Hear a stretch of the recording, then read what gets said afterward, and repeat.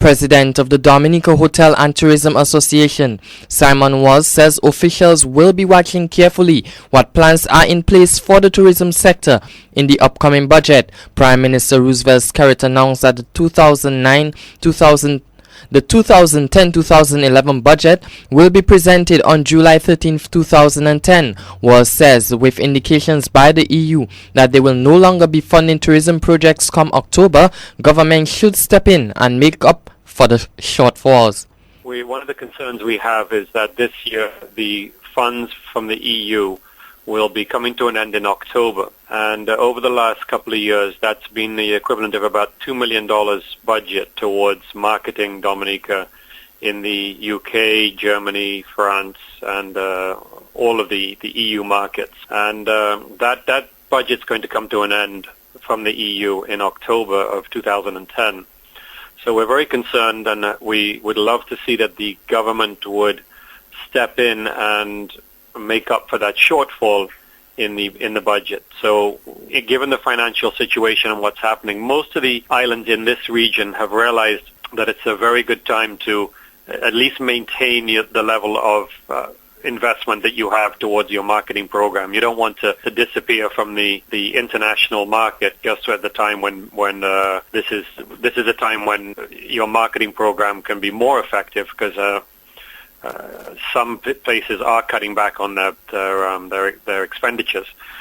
So we are hoping that the government will make up for the shortfall in the EU funds, so that they'll increase from what the government put into marketing tourism last year. We would love to see the government make up for the shortfall from the EU, and that's one of our primary concerns.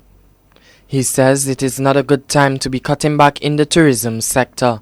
The government was $190 million from tourism. It's widely recognized that tourism has the largest growth potential in Dominica. Now, this is not to say that it's more important than agriculture or fisheries or some of the issues you have, like food security. Obviously, agriculture and fisheries have a very important role to play. But the largest contributor towards foreign exchange comes from tourism. The largest growth potential is in the tourism sector. Even in a difficult year, we could get $90 million in direct investment towards the government. And that can only go up if we take care to reinvest funds into the largest growth sector. So we're hoping government will make up for the EU shortfall. We're hoping they recognize the fact that tourism does have a lot of growth in front of us. We can really do a lot more in tourism. We can create a lot more VAT for the government if they continue to put the money into marketing. So we're hoping to see that they will be making up for the EU shortfall, and they will be recognizing the potential for tourism. President of the Dominica Hotel and Tourism Association, Simon Walsh. A local hotelier says Dominica's tourism industry has taken a negative turn. Proprietor of Jungle Bay Resort, Sam Raphael, says he is concerned about the future of tourism in Dominica. He says the global economic crisis is having a negative impact on the tourism industry. In terms of tourism, it's interesting that you would ask, but the industry has taken a negative turn recently. Part of it is due to external matters that are out of our control. The global economic crisis that really crashed in 2008, and it still hasn't recovered yet, and it's a prolonged recession, and Dominica is feeling the sting of that in terms of our tourism arrivals. So across the board, hotels have seen a downturn. I don't know the exact percentage off the top of my head, but in terms of Jungle Bay, for instance, we are down about 11% from where we were in 2007, which was our benchmark year. Interestingly, we've stabilized because we're a little better than 08 and 09, but still we're seeing fewer and fewer visitors coming in from the United States, which is an unfortunate trend. The divers that used to come to Dominica in large groups, that number has been dwindling. And overall, visitors from the United States coming for what we have to offer, which is adventure and leisure, we've seen a huge drop in that. Part of that has to do with the ability of persons to get flights that are reasonably priced and flights that can connect during the same day. that situation may have even gotten slightly worse than it was a few years ago. So those are the factors. We're seeing a few more visitors coming in from Europe. We're interesting to Germans and Swiss and more French. So that's where the balance has come from. It's a struggle. Raphael says the introduction of night landing in Dominica could see a return of a higher number of tourist arrivals on the island. We are pushing real hard to try to diversify the base from which our visitors come. But we need to go back, and hopefully with the technical aspect of the night landing coming through, I understand that we will be technically able to handle night flights in the short term. Hopefully we will be able to attract those night flights. It's one thing to have the technical capacity, but we haven't seen anything that would suggest that we have the late flights that could,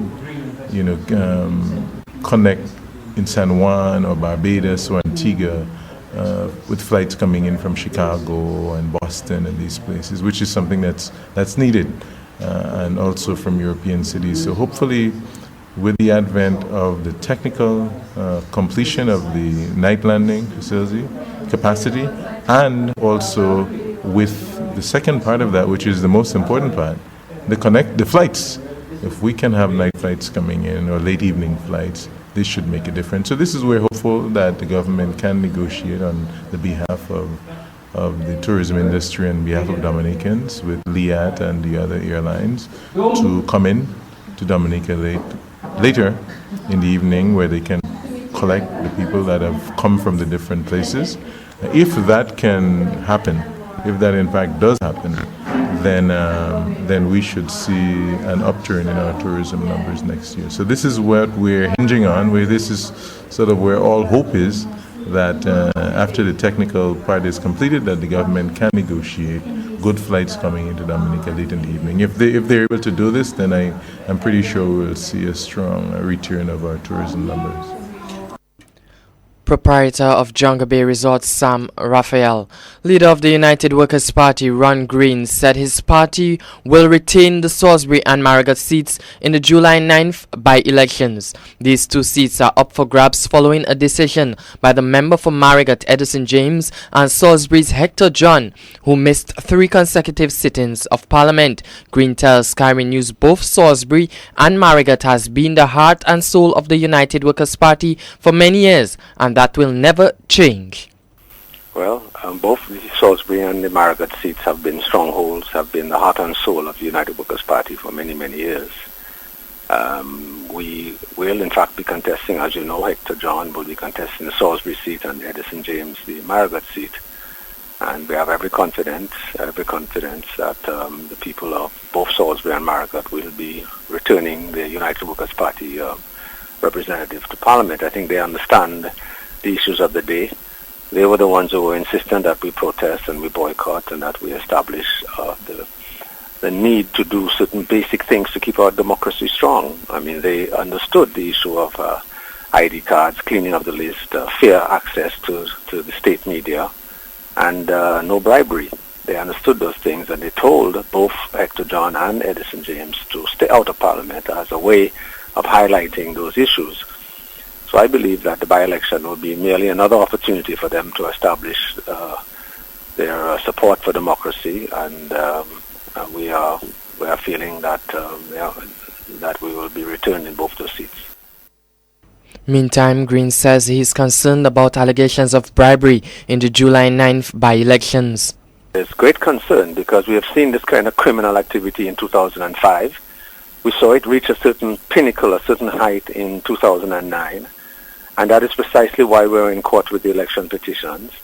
And today it seems like it's a habit of the Skerrit-led Labour Party government to try and bribe people. I mean, the bringing in of housing materials to Salisbury we have observed, and the other activities are going on. We have heard rumors that they're also trying to recruit voters from out of state.